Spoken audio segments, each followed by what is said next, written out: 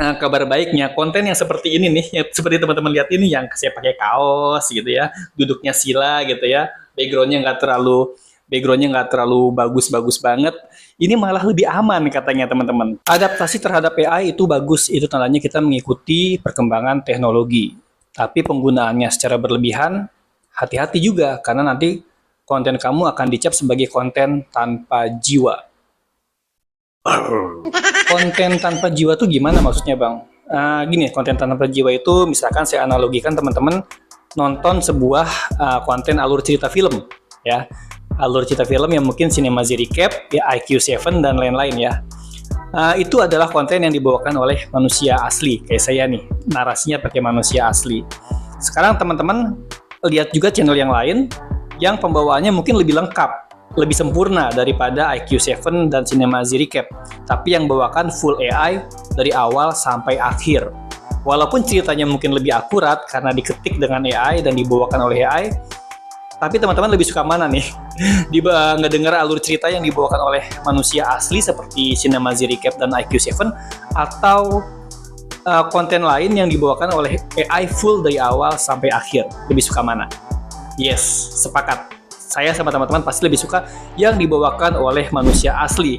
Terlepas dari nanti pembawaannya tidak sempurna, kayak ada kesalahan atau kayak ada sesuatu yang salah sebut jadi lucu gitu kan, itu lebih enak, lebih punya jiwa ya. Dan intonasi juga sangat mempengaruhi keterbawaan kita terhadap penyimak konten. Kayak IQ7 sering ada logat-logat Sundanya gitu kan.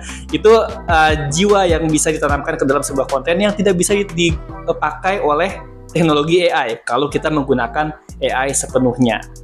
Jadi teman-teman, pertanyaannya boleh nggak sih menggunakan AI? Ya boleh. Kita nggak tahu IQ7 dan Cinemazi Recap sebenarnya mereka menggunakan AI, tapi dengan cara yang tepat. Contohnya mereka menggunakan AI untuk teman brainstorming, mungkin ya, brainstorming mendapatkan ide sebuah film yang lagi hype atau ide cara membawakannya supaya retensi penonton atau kelamaan penonton menyimaknya lebih tinggi gitu ya.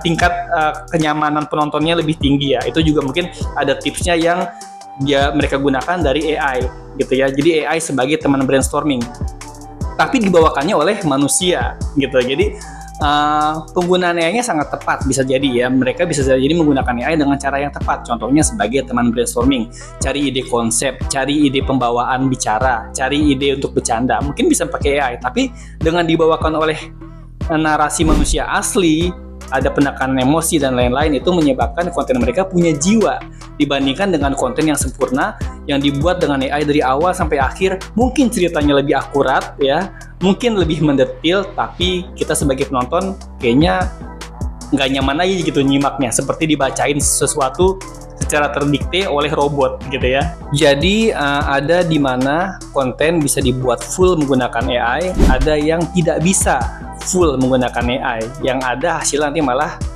garing atau tanpa jiwa ya. Contoh konten yang sudah saya praktekkan untuk dibuat full AI dari awal sampai akhir adalah, contohnya adalah konten fun fact ya. Teori tentang fun fact itu contohnya kayak teori game ya, teori karakter action figure dan lain-lain, yang pembawaannya memang cepat dan to the point. Itu contohnya fun fact ya. Itu masih oke, masih bisa lah dipakai full dengan AI karena tidak menuntut audiens untuk menyimak terlalu lama dan membosankan. Jadi itu pun masih perlu ditambahkan dengan sentuhan manusia, kayak efek untuk pattern interrupted ya, atau hook ya, itu harus tetap ada. Hook itu artinya sesuatu yang bikin orang stop, nggak scroll, dan ya pattern interrupted itu sesuatu yang bikin orang stay. Jadi dikasih semacam kayak efek suara kayak whack atau wow gitu misalkan, kayak, atau zoom in, zoom out, atau ada transisi, itu termasuk pattern interrupted. Artinya sesuatu yang bikin nahan orang supaya nggak skip. Itu tetap harus digituin walaupun menggunakan AI. Kalau nggak akan garing dan membosankan. Teman-teman pernah lihat ya konten AI yang full dari awal sampai akhir? Itu kayaknya nggak enak banget nyimaknya kan. Tapi kalau yang singkat kayak fun fact atau tips singkat itu masih oke lah menggunakan AI. Terus teman-teman, dan ada lagi sebuah pendapat yang bilang katanya konten AI untuk produk-produk tertentu yang harusnya dibawakan oleh manusia asli akan jadi pudar. Trust konsumennya, ya, kepercayaan konsumen terhadap produk tersebut akan jadi pudar kalau dibawakan oleh AI. Contohnya misalkan produk kecantikan atau konten yang membutuhkan produk yang membutuhkan konten before after, ya, produk yang membutuhkan konten untuk diperagakan oleh manusia asli untuk memvalidasi keabsahannya, ya. Contoh produk-produk kesehatan itu tentunya akan menurunkan trust jika dibawakan oleh AI secara full. Terus peran AI di mana nih dalam konteks visual? Bagusnya ya, kalau untuk konten panjang atau konten yang harus membangun trust kayak produknya harus dipercaya oleh audiens, sebaiknya jadikan pelengkap visual aja. Jadi tetap dibawakan oleh model, tetap dibawakan oleh kita, tetap dibawakan oleh talent dengan gaya bahasa kita. Namun ada mungkin elemen-elemen pelengkap yang tidak terjangkau oleh kita. Contohnya misalkan ada sebuah momentum di mana teman-teman membicarakan tentang kelezatan sebuah coklat yang ditaburkan kacang mete gitu ya. Teman-teman memvisualkan sebuah lautan coklat yang dijatuhkan kacang mete. Nah, itu kalau teman-teman menggunakan cara manual mungkin akan menguras biaya besar. Teman-teman harus butuh coklat berapa lusin tuh untuk bikin lelehan coklat ya, dan menjatuhkan kacang mete berapa kilo tuh untuk bikin efek kacang mete jatuh ke lautan coklat. Atau alternatifnya teman-teman bisa menggunakan device yang super canggih gitu ya. Nah, itu kan menjadi kendala bagi orang-orang yang mungkin keterbatasan biaya dan device. Nah, AI bisa jadi alternatifnya untuk sekedar menunjukkan visual yang menarik aja, tapi tetap dibawakannya oleh manusia dan tidak full AI. Jadi ketika misalkan si talentnya ngomong coklatnya sangat lezat dan melimpah dengan kacang mete, nah teman-teman bisa visualkan itu dengan AI. Tapi untuk memegang produknya ya, menggigit produknya, memakan produknya itu diusahakan menggunakan manusia asli. Bener deh, karena ada beberapa riset atau beberapa pendapat yang katanya penggunaan AI secara berlebihan bisa menurunkan trust terhadap produk yang kita promosikan. Seperti itu teman-teman. Jadi poin penting dari apa yang saya bicarakan ini adalah tetap gunakan AI, tapi sesuai pada porsinya. Lihat jenis kontennya. Nggak semua konten bisa tercover oleh full AI. Jadi kayak konten fun fact itu masih bisa. Tapi konten-konten panjang, apalagi konten-konten yang membutuhkan trust dari konsumen atau audiens, sebaiknya jangan full AI. Jadikan AI sebagai pelengkap video, ya, penekanan tertentu ya untuk membuat visual yang lebih menarik. Tapi tetap dibawakan oleh talent asli, produknya tetap digunakan secara asli ya, diperagakan secara asli oleh manusia. Jadi sebagai AI itu sebagai pelengkap visualnya aja. Kayak misalkan mengilustrasikan yang tadi tuh, visual coklat, lautan coklat dijatuhi kacang mete, ribuan kacang mete seperti itu kan susah ya kalau pakai manual. Dan teman-teman, ada beberapa keluhan dari kreator YouTube, katanya YouTube ini lagi galak banget terhadap konten yang tidak otentik.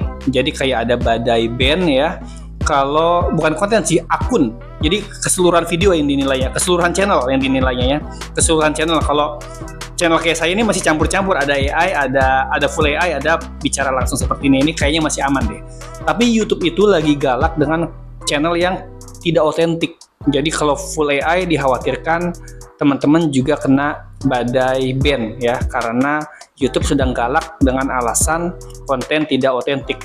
Nah, jadi teman-teman, kabar baiknya konten yang seperti ini nih, yang seperti teman-teman lihat ini, yang saya pakai kaos gitu ya, duduknya sila gitu ya, backgroundnya nggak terlalu bagus-bagus banget, ini malah lebih aman katanya teman-teman. Terus kalau ada kesalahan nggak di-cut, jadi bener-bener kesalahan maaf salah sebut, atau ada pengulangan kata yang terkesan manusia asli sedang melakukan kesalahan dalam bicara, itu malah lebih aman gitu. Jadi ini ada plus minusnya sih. Ini fenomena YouTube sedang galak ini ya di akhir-akhir beberapa tahun terakhir ini, semenjak AI sedang booming dan sedang ada orang-orang yang memproklamirkan bahwa influencer bisa menggunakan AI dan sebagainya. Itu sebenarnya sesuatu yang saya bilang tadi, konten tanpa jiwa. Itu kalau ada konten yang full AI menggantikan seorang influencer, teman-teman ngeliat nggak sih kayak ada sesuatu yang aneh? Dan pasti kelihatan kalau itu AI. Entah itu matanya tatapannya kosong, ya, senyumnya creepy gitu ya. Jadi seperti itu, pasti kelihatan kalau menggunakan AI, walaupun hasilnya bagus. Tapi ingat, YouTube juga mungkin akan memikirkan trust audiensnya gitu ya. kalau seandainya seluruh YouTube ini kontennya adalah AI semua, YouTube juga takutnya kehilangan kepercayaan audiens terhadap terhadap platform YouTube tersebut. Makanya kenapa mereka galak banget dengan konten yang tidak otentik. Seperti itu teman-teman.